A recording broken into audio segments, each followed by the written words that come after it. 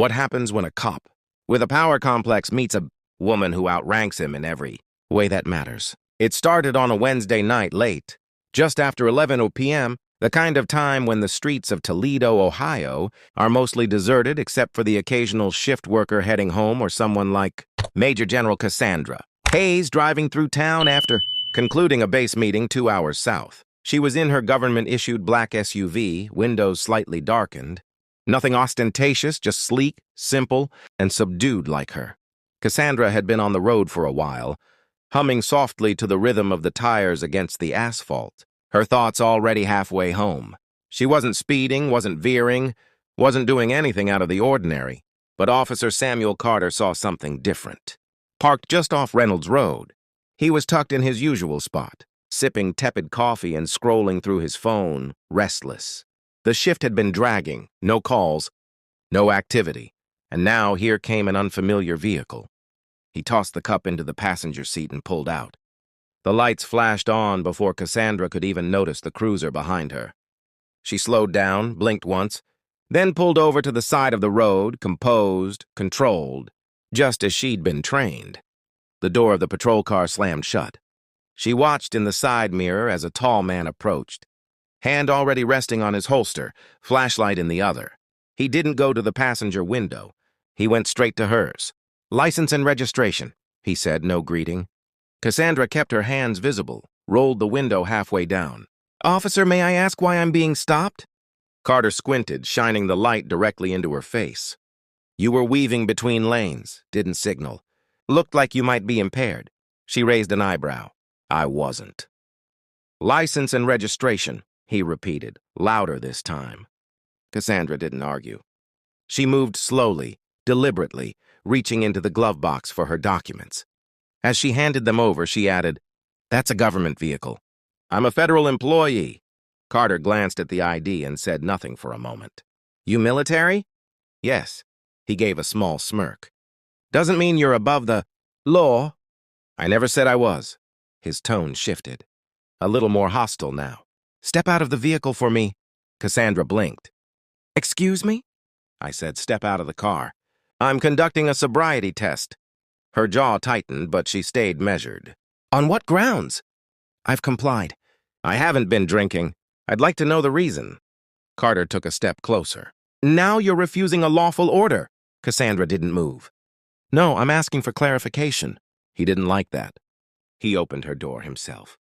"I need you to exit the vehicle now."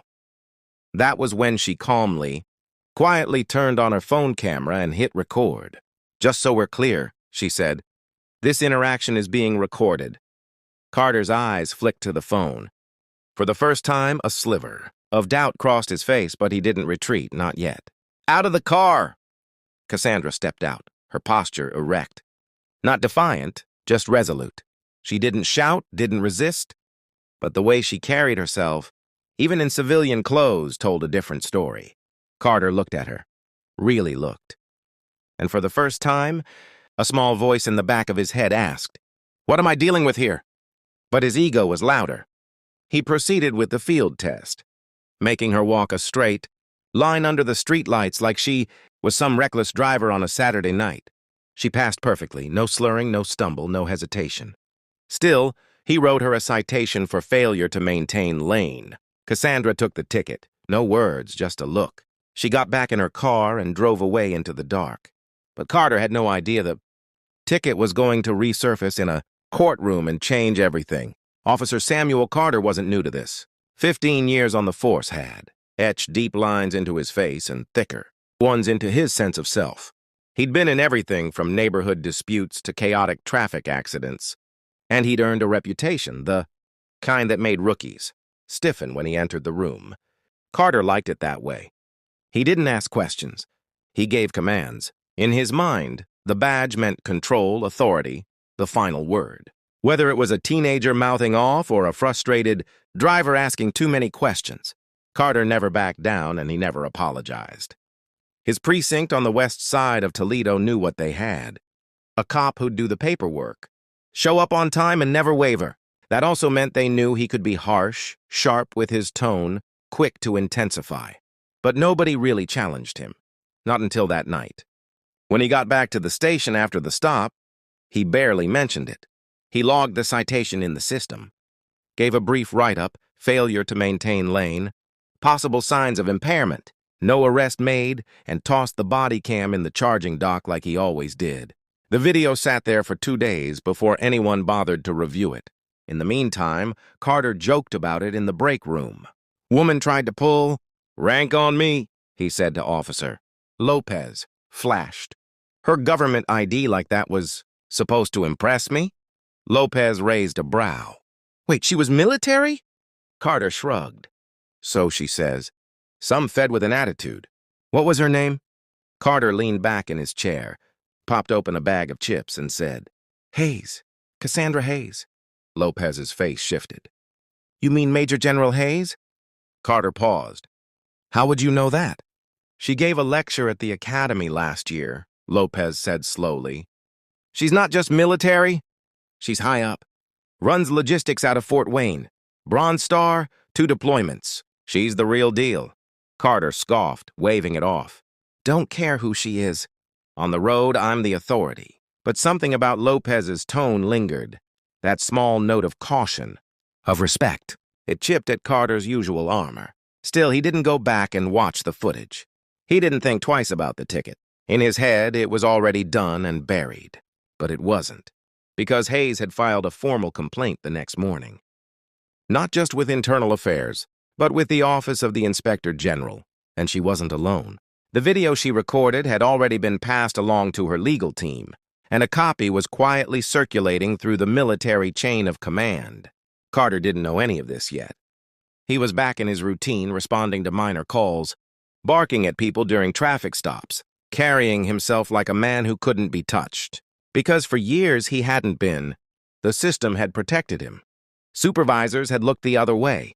Union reps had squashed complaints. Carter had come to believe the rules didn't apply to him the way they did to everyone else.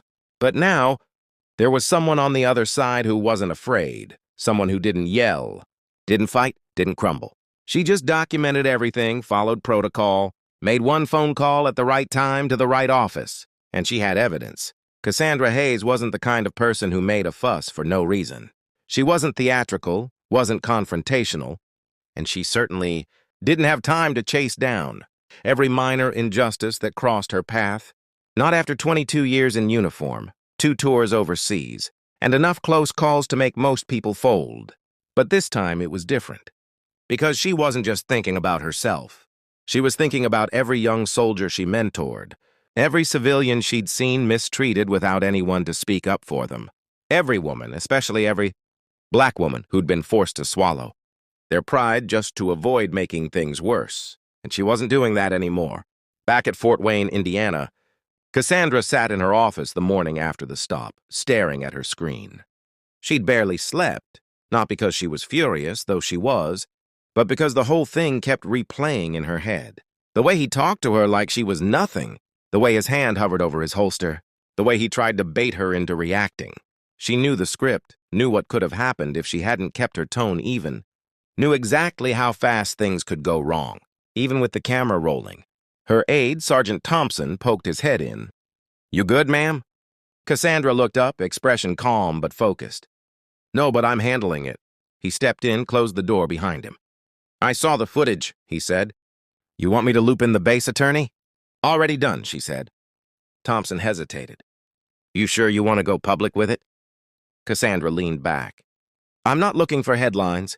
I'm looking for accountability. And she meant that. She'd spent her entire career leading with discipline, with integrity. Her rank wasn't just something she wore on her shoulder.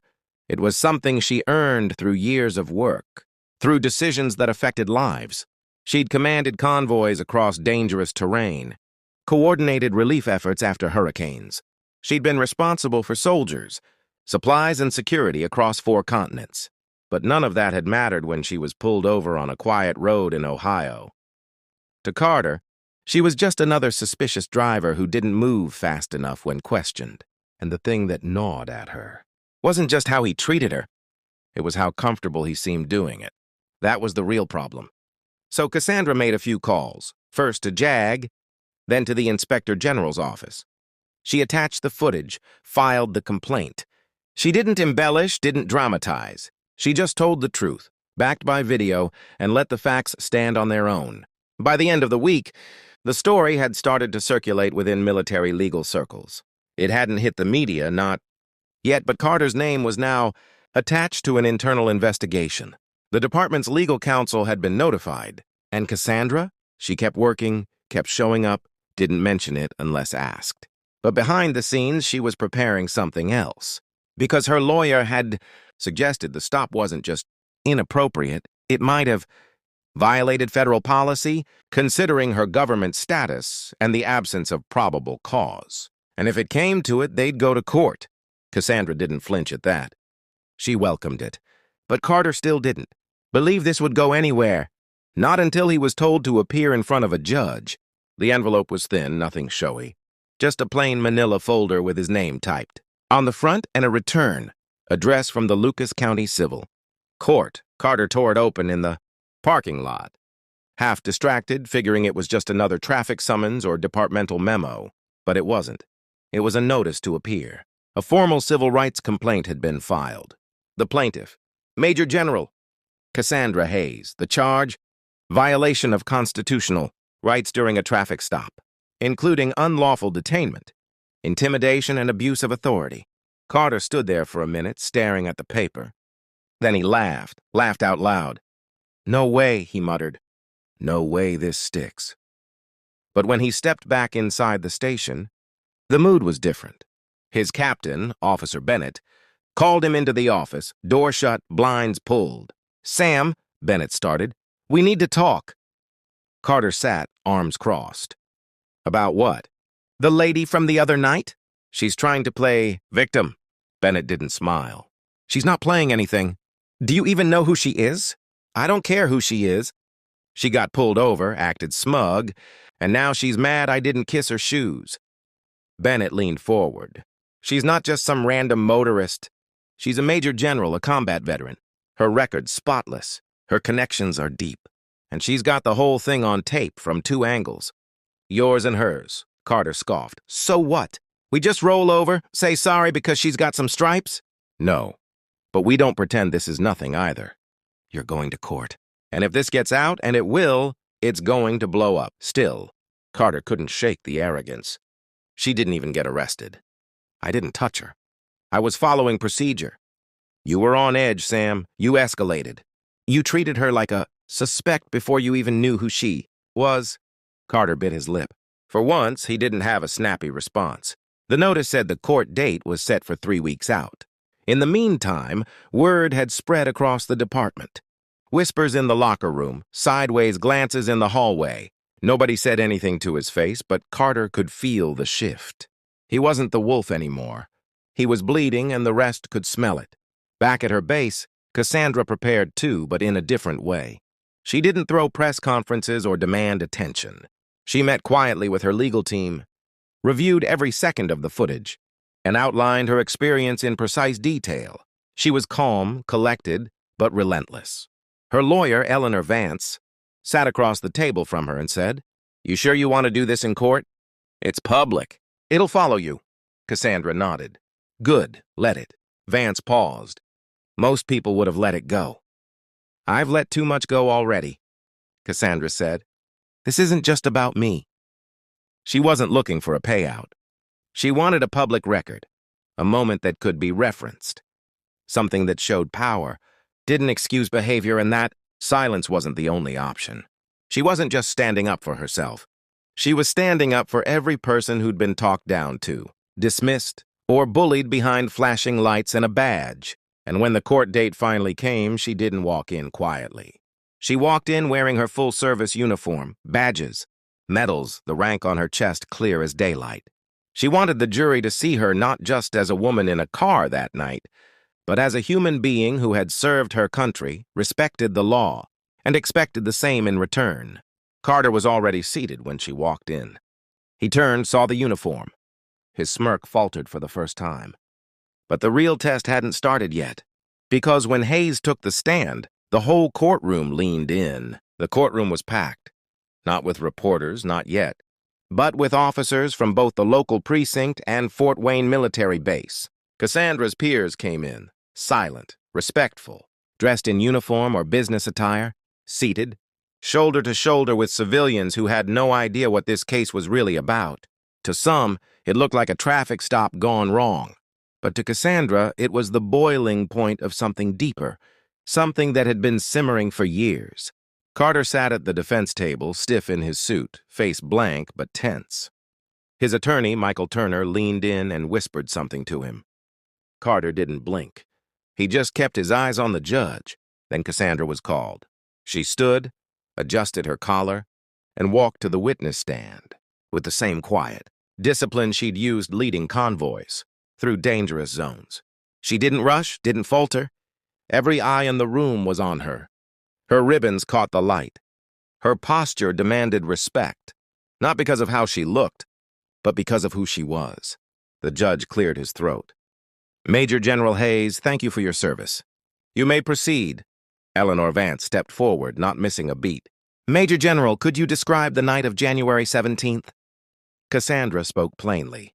I was driving back from a meeting at the Indiana Guard Reserve around 11:15. I was pulled over by Officer Carter. There was no erratic driving, no signs of intoxication. I was compliant. I asked reasonable questions. He responded with aggression. She kept her voice steady, no edge, just truth. He demanded I exit the vehicle without explanation. When I asked why, he repeated the demand louder. At that point, I turned on my phone to record the rest of the stop. Vance nodded. Did you ever refuse a lawful order? No. Did you resist in any way? No. Did you identify yourself? Yes, I informed him I was a federal employee and that I was driving a government vehicle. The courtroom stayed, silent. No coughing, no rustling. Just her voice and the soft scratching of pens on paper. Then came the playback. First Cassandra's phone footage. Steady, clear, damning. Then the body cam. It showed everything. Carter's tone, his posture. His hand hovering near his weapon even when she was fully cooperative. The unnecessary field test. The dismissive attitude when she passed. The jury didn't speak. They didn't need to. You could feel the shift in the air. Then came cross-examination. Turner approached the stand with that careful tone lawyers use when they're trying to look respectful but dig deep. Major General Hayes, with all due respect, is it possible that Officer Carter was simply following protocol? Cassandra didn't blink. No. Is it possible he was concerned for your safety or the safety of others? I was driving within the lines. I was sober. I was not aggressive. There was no safety concern, and yet you recorded the stop. Why? Because I've lived long enough to know that silence isn't protection. I wanted an accurate record of what happened. Turner nodded slowly. So you don't believe officers should have discretion during stops? Cassandra looked at him and said calmly, I believe discretion must be paired with discipline. That badge isn't a free pass. It's a responsibility. That line hit. Even the judge paused before asking the next question. Then it was Carter's turn. He walked up to the stand, not to testify, but to watch as the footage played again, this time, frame by frame. Every pause, every clipped response, every time he looked at her like she wasn't human. The prosecutor leaned in. Officer Carter, why did you ask her to exit the vehicle? Carter stiffened. She looked evasive. Did she disobey any of your commands? She questioned me. Is that illegal? Carter hesitated. No. Did she raise her voice, make threats? No. So what made you escalate the stop? No answer. Officer Carter, were you aware she was a major general in the U.S. Army? Not at the time. And if you had known? Carter's voice dropped. I probably would have handled it differently. The room went quiet again. There it was. The truth, or at least a part of it. Not regret, just a slip of honesty. Carter didn't see a person that night. He saw someone who didn't move fast enough, didn't speak the way he liked, didn't submit. And now, sitting across from her with her rank laid bare, the courtroom could see it too. But the trial wasn't over, because now the jury had to decide what accountability really looks like. 3 days passed before the verdict came in. The courthouse was quieter this time. No military uniforms, no off-duty officers watching from the back. Just Cassandra, her lawyer, and a few civilians who had followed the case out of curiosity. Carter sat with his attorney, hands clasped, trying to hold the same blank expression he'd worn through the entire trial. But this time, his jaw moved slightly, like he was grinding his teeth without even knowing it. The judge, Patricia Ellis, shuffled the papers on her bench and looked out across the courtroom. "In the matter of Hayes versus Carter," she began, "the jury has found in favor of the plaintiff." Carter shifted. Cassandra stayed still. "The court recognizes a violation of constitutional rights during an unlawful stop and detainment. Furthermore, the court finds that the actions taken by Officer Carter were not aligned with department policy or basic expectations of professional conduct." No one clapped, no gasps, just the flat weight of consequence. Carter's attorney leaned in and whispered, "We'll appeal," but even he didn't sound sure. The judge continued, "While no criminal charges will be filed at this time, the plaintiff is entitled to damages totaling $35,000, and this decision will remain on permanent public record. Furthermore, this ruling will be forwarded to the Department of Justice and the Toledo Police Department for internal review and policy evaluation." Cassandra didn't smile. She didn't pump her fist or celebrate. She just nodded once, not to the judge, not to the jury, but to herself. She had done what she came to do. After the hearing, Carter stood outside the courthouse, pacing near the bottom steps. Reporters had started to show up, not in big waves, just a few local outlets, but enough for him to look down and cover his face with a folder as the cameras clicked. He didn't speak, didn't make a statement. He just walked to his car and drove off. Inside, Cassandra stopped in the hallway, pulled out her phone, and read the notification. "Verdict in your favor. Case closed." Her attorney caught up to her. "You could have asked for more." Cassandra shook her head. "It was never about the money." Vance looked at her for a second. "You think it'll change anything?" Cassandra turned toward the glass doors and said, "I don't know, but maybe next time he pulls someone over, he'll think twice." A week later, Carter was put on administrative leave while an internal review was conducted. Rumors said he might be reassigned. Others said this was the beginning of the end for his career. Either way, the shield that had once protected him was cracked, and everyone could see it. At Fort Wayne, Cassandra returned to her duties like nothing had happened. She wasn't interested in being a hero. She didn't want interviews. She had work to do, people to train, missions to manage, responsibilities to uphold. But within her command, the message was clear. You don't always have to raise your voice to demand respect. You don't always have to break to prove you've been wronged. And sometimes the quietest stance speaks the loudest. But even with the verdict behind her, Cassandra knew the fight wasn't over. Because accountability isn't just about punishment, it's about what comes next. 2 months later, Cassandra stood in front of a room filled with young recruits. At Fort Wayne, most of them had only been in uniform a few weeks. Fresh faces, open minds eager to serve. She wasn't there to talk about combat strategy or logistics this time. She was there to talk about leadership and what it means when no one's watching. She looked around the room and asked a simple question. "How many of you think a uniform automatically earns you respect?" A few hands went up, some tentative, some confident. She nodded. "I understand why you'd think that. But here's the truth. Respect isn't something you're owed. It's something you prove every day, every choice." She let the silence hang for a second. "Same goes for power," she continued. "The badge, the rank, the authority, it's not a shield. It's a weight.